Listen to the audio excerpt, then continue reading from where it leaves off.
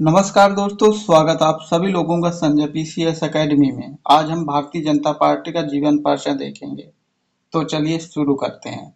Bharatiya Janata party, संक्षिप्त में इसका नाम बीजेपी है, भारत में एक राजनीतिक दल है और भारतीय राष्ट्रीय कांग्रेस के साथ दो प्रमुख भारतीय राजनीतिक दलों में से एक है।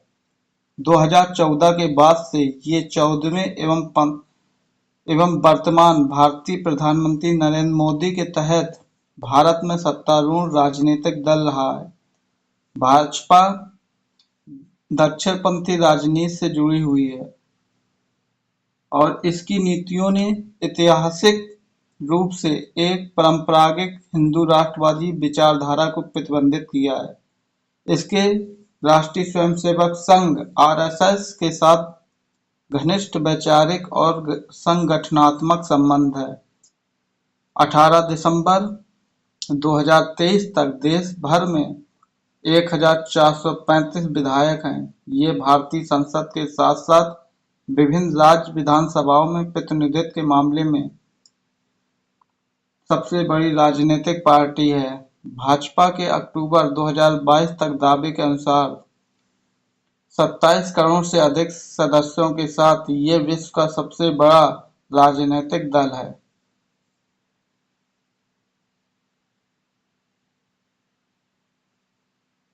परिचय: भारतीय जनता पार्टी का मूल श्याम प्रसाद मुखर्जी द्वारा 1951 में निर्मित भारतीय जनसंघ 1977 में आपातकाल की समाप्ति के बाद भारतीय जनता पार्टी के निर्माण हेतु जनसंघ दलों के साथ विलय हो गया।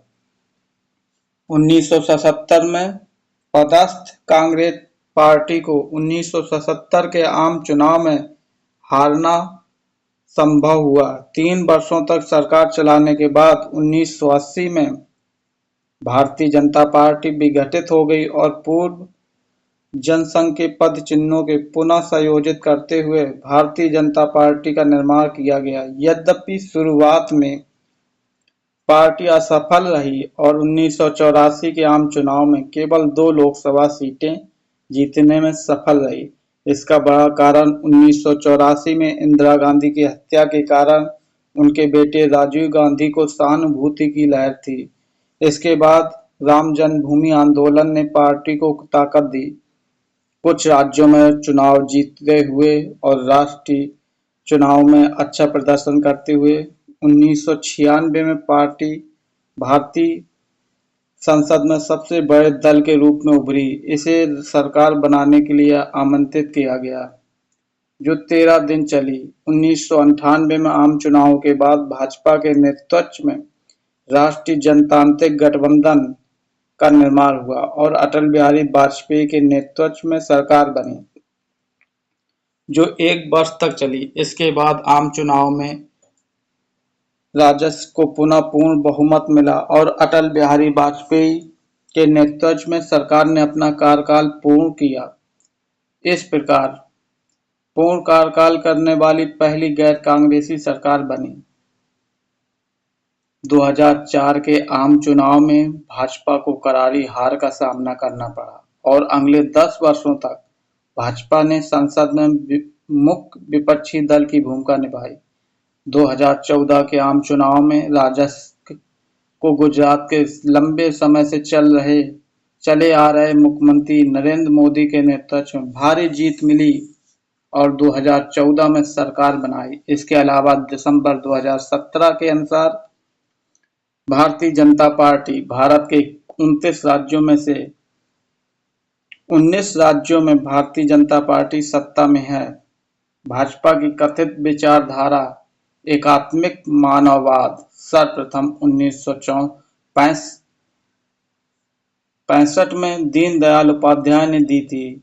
पार्टी हिंदुत्व के लिए प्रतिबद्धता व्यक्त करती है और नीतियां ऐतिहासिक रूप से हिंदू राष्ट्रवाद के पक्षधर रही हैं।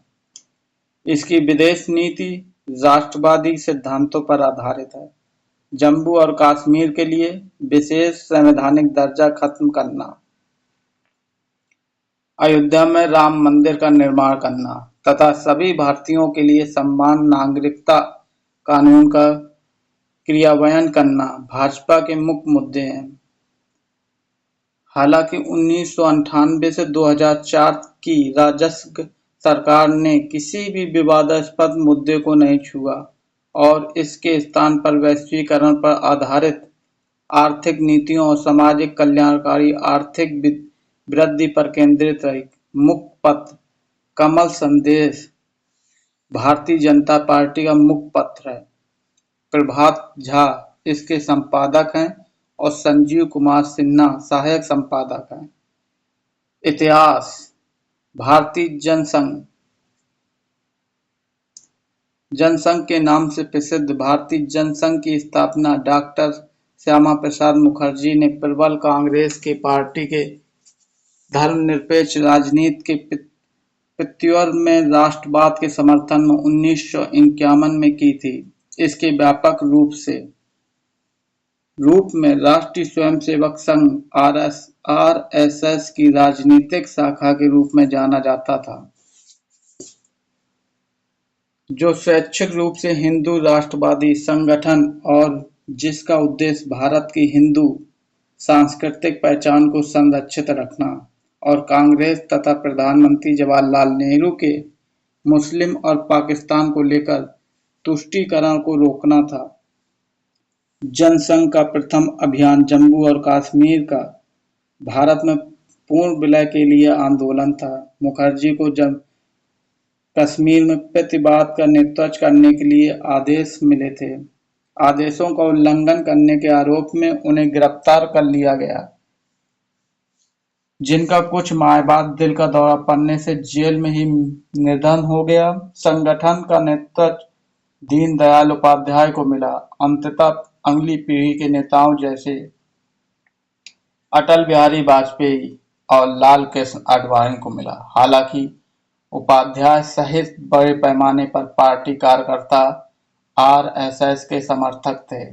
कश्मीर आंदोलन के विरोध के बावजूद 1952 में पहले लोकसभा चुनाव में जनसंघ को लोकसभा में 3 सीटें प्राप्त हुईं, जो 1900 तक संसद में अल्पमत में रहे। इस समय तक पार्टी कार्यसूची के मुख्य विषय सभी भारतीयों के लिए समान नागरिकता कानून, गौ हत्या पर प्रतिबंध लगाना और जम्मू कश्मीर के लिए दिशा विशेष दर्जा खत्म करना था। 1967 में देश भर में विधानसभा चुनाव में पार्टी स्वतंत्र पार्टी और समाजवादी सहित अन्य पार्टियों के साथ मध्य प्रदेश, बिहार और उत्तर प्रदेश सहित विभिन्न हिंदी भाषी राज्यों में गठबंधन सरकार बनाने में सफल रही। इसके बाद जनसंघ ने पहली बार राजनीतिक कार्यालय चिन्हित किया। यद्यपि यह गठबंधन में था, राजनीतिक गठबंधन के पूर्ण गुणधर्मों के कारण संघ से अधिक कट्टरपंथी कार्यसूची को ठंडे बिस्ते में डालना पड़ा। जनता पार्टी 1977 से 1980 1974 में प्रधानमंत्री इंदिरा गांधी ने देश में आपातकाल लागू कर दिया। जनसंघ ने इसके विरुद्ध व्यापक विरोध प्रारंभ कर दिया, जिससे देश भर में इसके हजारों कार्यकर्ताओं को जेल में डाल दिया गया। 1977 में आपातकाल खत्म हुआ। इसके बाद आम चुनाव हुए। इस चुनाव में जनसंघ का भारतीय लोक दल, कांग्रेस और समाजवादी पार्टी के साथ विलय करके जनता पार्टी का निर्माण किया गया। इसका मुख्य उद्देश्य चुनाव में इंदिरा गांधी को हराना था। 1977 के आम चुनाव में जनता पार्टी को विशाल सफलता मिली और मोरारजी देसाई के नेतृत्व में सरकार बनी। उपाध्याय के 1979 के निधन के बाद जनसंघ के अध्यक्ष अटल बिहारी वाजपेयी बने थे, अतः उन्हें इस सरकार में विदेश मंत्रालय कार्यभार मिला। हालांकि विभिन्न दलों में शक्ति साझा करने को लेकर विवाद बढ़ने लगे और 2.5 वर्ष बाद देसाई को अपने पद से इस्तीफा देना पड़ा। गठबंधन के एक कार्यालय के बाद 1980 में आम चुनाव कराए गए। भाजपा 1980 से अब तक। स्थापना और आरंभिक काल। भारतीय जनता पार्टी 1980 में जनता पार्टी के विघटन के बाद नवनिर्मित पार्टियों में एक थी। यद्यपि तकनीकी रूप से यह जनसंघ का ही दूसरा रूप था। इसके अधिकतर कार्यकर्ता इससे पूर्ववर्ती थे और वाजपेयी को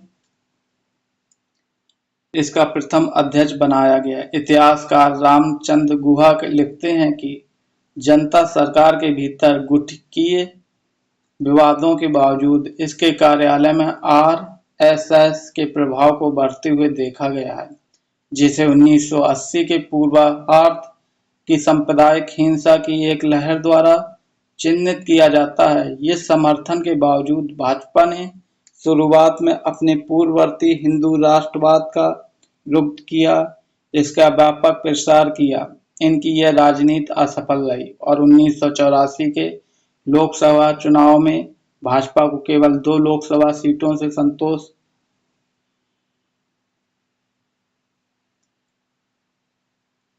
करना पड़ा। काफी सुधार नहीं देखा गया।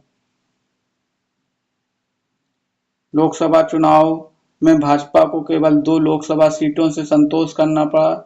चुनावों से कुछ समय पहले ही इंदिरा गांधी की हत्या होने के बाद भी काफी सुधार नहीं देखा गया और कांग्रेस रिकॉर्ड सीटों के साथ जीत गई। बाबरी ढांचा विध्वंस और हिंदुत्व आंदोलन। अधिक जानकारी हिंदुत्व और बाबरी ढांचा विध्वंस के बारे में।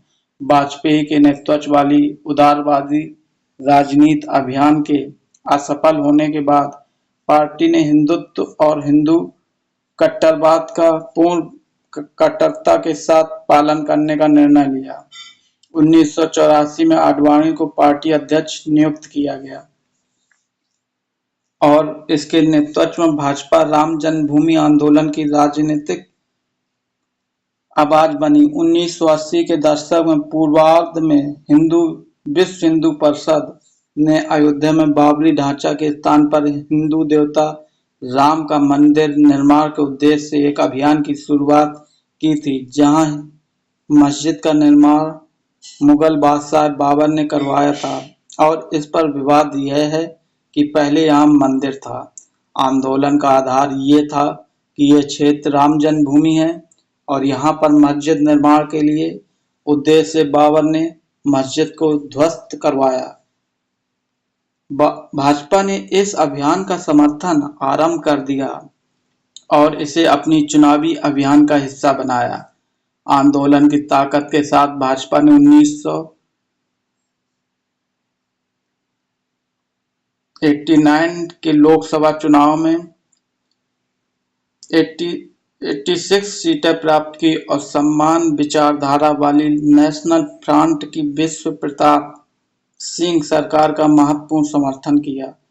सितंबर 1990 में आडवाणी ने राम मंदिर आंदोलन के समर्थन में अयोध्या के लिए रथ यात्रा प्रारंभ की।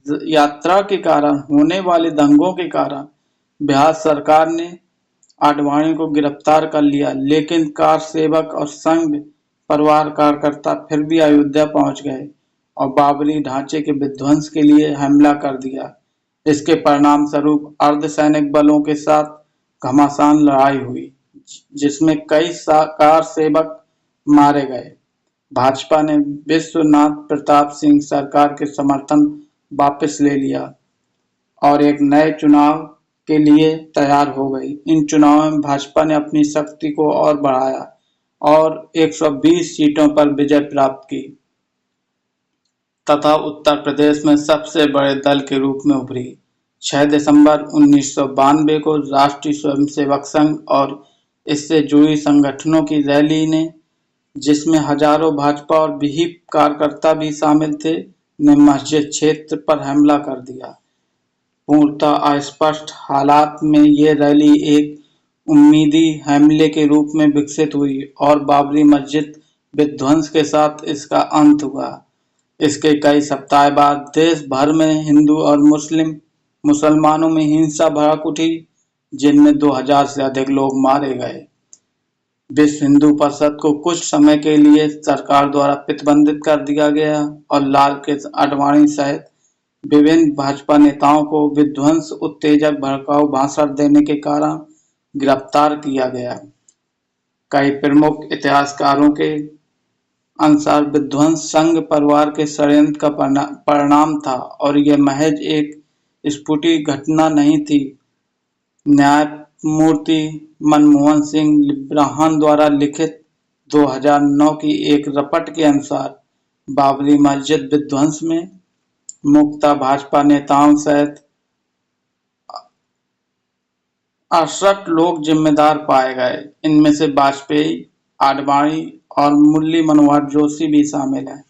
मस्जिद विध्वंस के समय उत्तर प्रदेश के तत्कालीन मुख्यमंत्री कल्याण सिंह की रिपोर्ट में कठोर आलोचना की गई। उन पर आरोप लगाया गया कि उन्होंने एक नौकरशाहों और पुलिस अधिकारियों को अयोध्या में नियुक्त किया, जो मंदिर विध्वंस के समय चुप रहे। भारतीय पुलिस सेवा के अधिकारी और विध्वंस के दिन आडवाणी की तत्कालीन सचिव अंजू गुप्ता आयोग के सामने प्रमुख गवाह के रूप में आईं। उनके अनुसार आडवाणी और जोशी ने उत्तेजक भाषण दिए, जिससे भीड़ के व्यवहार पर प्रबल प्रभाव पड़ा। 1996 के संसदीय चुनाव में सांप्रदायिक ध्रुवीकरण पर केंद्रित रही, जिससे लोकसभा में 161 सीटें जीतकर सबसे बड़े दल के रूप में उभरी। वाजपेयी को प्रधानमंत्री के रूप में शपथ दिलाई गई, लेकिन वह लोकसभा में बहुमत पाने में असफल रहे और केवल 13 दिन बाद ही उन्हें त्याग पत्र देना पड़ा। राजस्व सरकार 1996 में कुछ क्षेत्रीय दलों ने मिलकर सरकार गठित की, लेकिन यह समूहीकरण लघुकालिक रहा और अर्धकाल में ही 1998 में चुनाव करवाने पड़े। भाजपा राष्ट्रीय जनतांत्रिक गठबंधन राजस नामक गठबंधन के साथ चुनाव मैदान में उतरी, जिसमें इसके पूर्व रहित सहायक जैसे समता पार्टी, शिरोमणि अकाली दल और शिवसेना शामिल थे। इसके साथ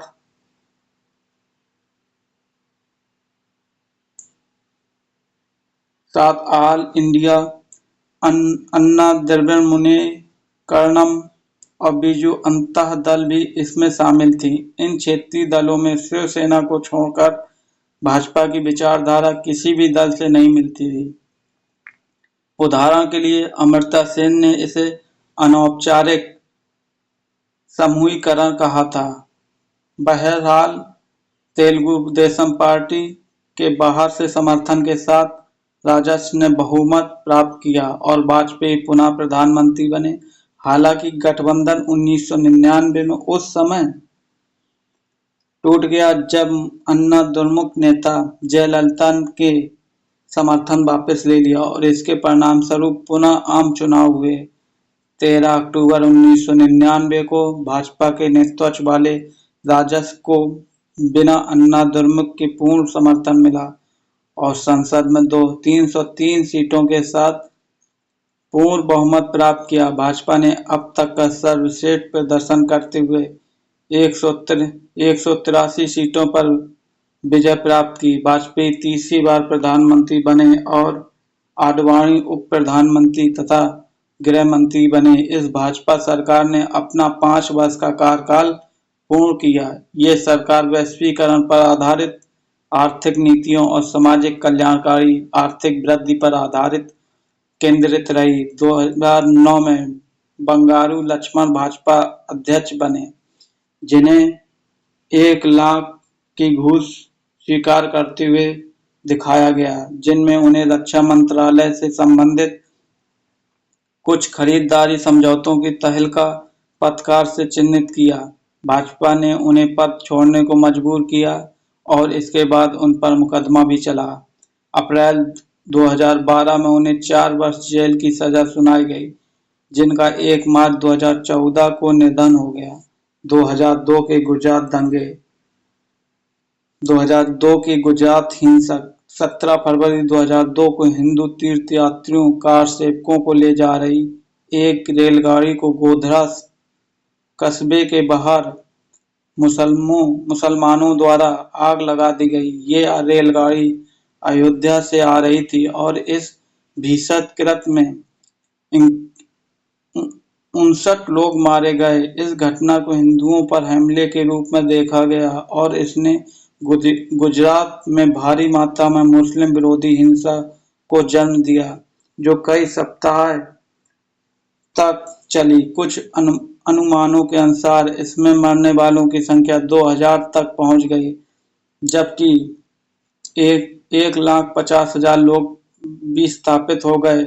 बलात्कार, अंग भंग और यातनाएं के घटनाएं बड़े पैमाने पर हुई। गुजरात के मुख्यमंत्री नरेंद्र मोदी और अन्य सरकार के उच्च पदाधिकारियों पर हिंसा आरंभ कराने और इसे जारी रखने के आरोप लगे, क्योंकि कुछ अधिकारियों ने कथित तौर पर दंगाओं का निर्देशन किया और उन्हें मुस्लिम स्वामित्व वाली संपत्तियों की सूची दी। अप्रैल 2009 में सर्वोच्च न्यायालय ने गुजरात दंगे मामले की जांच करने और उसमें तेजी लाने के लिए एक विशेष जांच दल (एसआईटी) गठित किया। सन 2012 में मोदी एसआईटी ने मोदी को दंगों से लिप्त नहीं पाया, लेकिन भाजपा विधायक माया कोडनानी दोषी पाया, जो मोदी मंत्रिमंडल में कैबिनेट मंत्री रह चुकी हैं। कोडनानी को इसके लिए 28 वर्ष की जेल की सजा सुनाई गई। पॉल ब्रास, मर्था नुसबॉन और दीपांकर गुप्ता जैसे शोधार्थियों के अनुसार इस घटना में राज्य सरकार की उच्च स्तर की मिलीभगत थी। 2004 से 2009 के आम चुनाव में हार। वाजपेयी ने 2004 में चुनाव समय से 6 माह पहले ही करवाए। राजस्व का अभियान इंडिया शाइनिंग उदय भारत के नारे के साथ हुआ, जिसमें राजस्व सरकार को देश में तेजी से अधिक बदलाव का श्रेय दिया गया। हालांकि राजस्व को अप्रत्याशित हार का सामना करना पड़ा और लोकसभा में कांग्रेस के गठबंधन के 122 सीटों के सामने केवल 168 सीटों पर ही जीत मिली। संयुक्त प्रगतिशील गठबंधन के मुखिया के रूप में मनमोहन सिंह ने वाजपेयी का स्थान ग्रहण किया। राजस्व की असफलता का कारण भारत के ग्रामीण क्षेत्रों तक पहुंचने में असफल होना और विभाजनकारी रणनीति को बताया गया। मई 2008 में भाजपा ने कर्नाटक राज्य चुनाव में जीत दर्ज की। यह प्रथम समय था जब पार्टी ने किसी दक्षिण भारतीय राज्य में चुनावी जीत दर्ज की हो। हालांकि इसने 2013 में अगले विधानसभा चुनाव में इसे खो दिया। 2009 के आम चुनाव में इसकी लोकसभा में क्षमता घटते हुए 116 सीटों तक सीमित रह गई। 2014 के आम चुनाव में जीत। 2014 के आम चुनाव में भाजपा ने 282 सीटों पर जीत प्राप्त की। इसके नेतृत्व वाले राजद को 543 लोकसभा सीटों में 336 सीटों पर जीत प्राप्त हुई। ये 1984 के बाद पहली बार था कि भारतीय संसद में किसी एक दल को पूर्ण बहुमत मिला।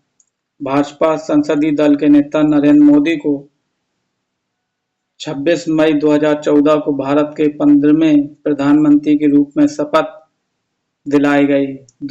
2019 के आम चुनाव में प्रचंड जीत। 2019 के आम चुनाव में भाजपा ने 303 सीटों पर प्रचंड जीत प्राप्त की और इसके नेतृत्व वाले राजद को 543 लोकसभा सीटों में से 352 सीटों पर जीत प्राप्त हुई। आम चुनाव में भारतीय जनता पार्टी का निर्माण आधिकारिक रूप से 1980 में हुआ और इसके बाद प्रथम आम चुनाव 1984 में हुए, जिसमें पार्टी केवल 2 लोकसभा सीट जीत सकी। इसके बाद 1996 के चुनावों तक आते आते पार्टी पहली बार लोकसभा में सबसे बड़े दल के रूप में उभरी, लेकिन इसके द्वारा बनाई गई सरकार कुछ ही समय तक चली। 1998 से 1999 तक के चुनाव में ये सबसे बड़े दल के रूप में रही और दोनों बार गठबंधन सरकार बनाई। 2014 के चुनाव में संसद में अकेले पूर्ण बहुमत प्राप्त किया। 1991 के बाद भाजपा के बाद जब भी भाजपा सरकार में नहीं थी, तब प्रमुख विपक्ष की भूमिका निभाई। लोकसभा 8वीं लोकसभा, 9वीं लोकसभा, 10वीं लोकसभा। विचारधारा और नीतियाँ। भाजपा की आधिकारिक विचारधारा एकात्मिक मानववाद है।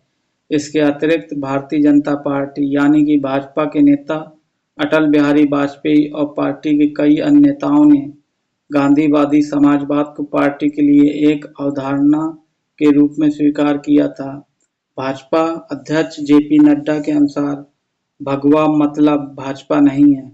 उन्होंने कहा कि सबका साथ, सबका विकास और सबका विश्वास और सबका प्रयास के सूत्र पर काम करते हैं। आर्थिक नीतियाँ। स्थापना के बाद से भाजपा की आर्थिक नीतियाँ बहुत सीमा तक बदलती रही हैं।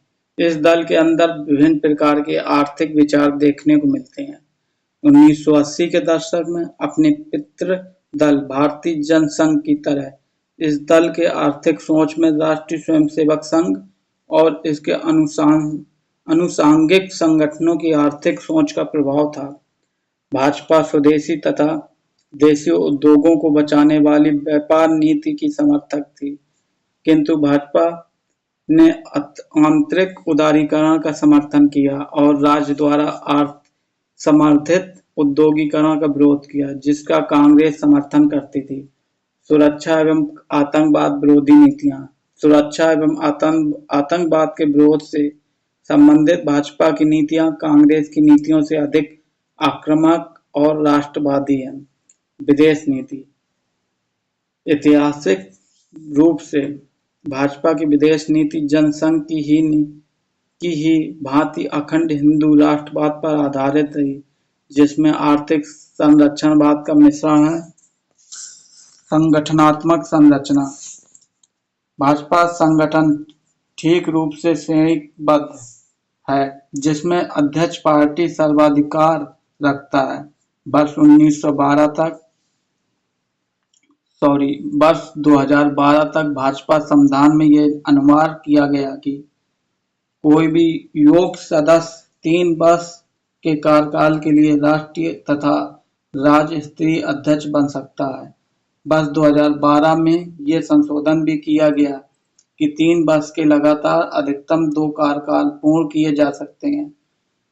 अध्यक्ष के बाद राष्ट्रीय कार्यकारिणी होगी, जिसमें परिवर्तनीय मात्रा में कुछ देश भर से वरिष्ठ नेता होते हैं और ये कार्यकारिणी पार्टी के उच्च स्तर के निर्णय लेने की क्षमता रखती है।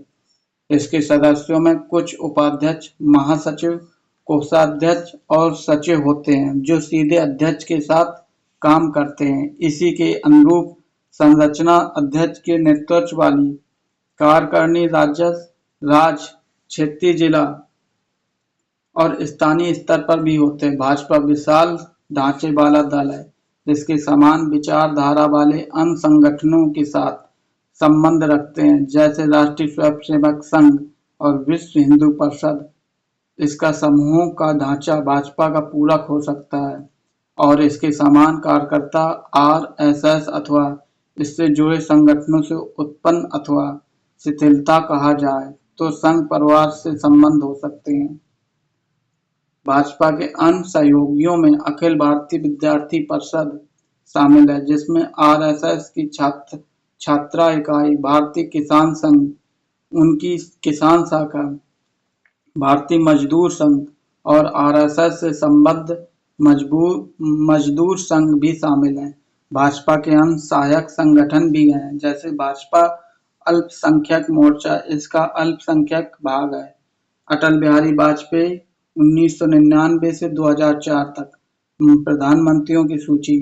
Number 1 Atal Bihari Vajpayee, number 2 Narendra Modi.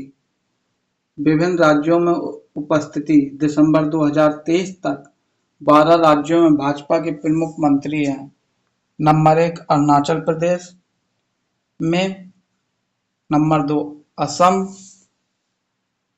Number 3 Uttar Pradesh, number 4 Uttarakhand, number 5 Goa, number 6 Gujarat, number 7 Chhattisgarh, number 8 Jharkhand, Madhya Pradesh, Maharashtra में शिवसेना के साथ, मणिपुर नागा पीपुल्स फ्रंट के साथ, नेशनल पीपल्स पार्टी, लोक जनशक्ति पार्टी के साथ, हिमाचल प्रदेश, त्रिपुरा, राजस्थान, हरियाणा, जननायक जनता पार्टी के साथ।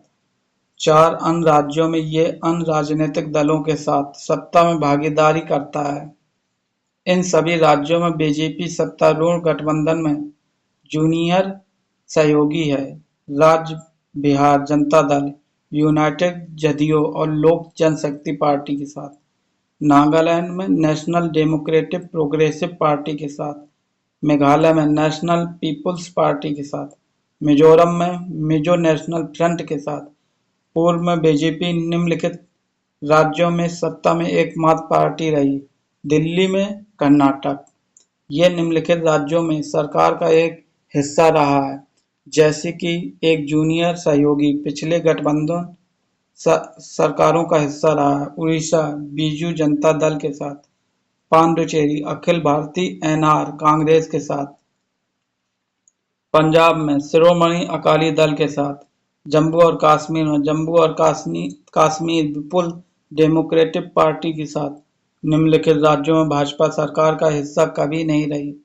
केरल में, तमिलनाडु में, तेलंगाना में। हालांकि बीजेपी ने तेलंगाना क्षेत्र को आंध्र प्रदेश के रूप में शासन किया था और इसके सहयोगी तेलुगु देशम पार्टी को राज्य के विभाजन के पहले। पश्चिम बंगाल उत्तर पूर्व लोकतांत्रिक गठबंधन नामक एक क्षेत्रीय राजनीतिक गठबंधन भी है। पार्टी अध्यक्ष भारतीय जनता पार्टी के अध्यक्ष दल के चुने हुए प्रमुख होते हैं। अध्यक्ष पद पर नियुक्ति 2 सालों के लिए हुआ करती थी और लगातार 2 सत्रों तक हो सकती थी।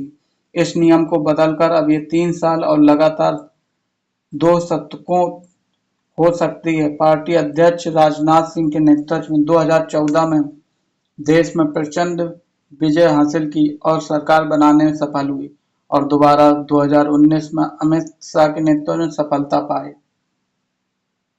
ये व्यक्ति एक से अधिक समय तक अध्यक्ष रह चुके हैं। पहले अटल बिहारी वाजपेयी, दूसरे हैं लाल कृष्ण आडवाणी, तीसरे हैं मुरली मनोहर जोशी, चौथे फिर लाल कृष्ण आडवाणी, चौथे हैं कुशाभाऊ ठाकरे, पांचवें बंगारू लक्ष्मण, छठवें जन कृष्ण मूर्ति, सातवें वेंकैया नायडू। लाल कृष्ण आडवाणी, राजनाथ सिंह, नितिन गडकरी, फिर राजनाथ सिंह, फिर 10वें नंबर में अमित शाह राष्ट्रीय अध्यक्ष बनाए गए और वर्तमान में जगत प्रकाश नड्डा, जिसको हम जेपी नड्डा बोलते हैं। ये रहा बीजेपी का जीवन परिचय। जय हिंद, जय भारत।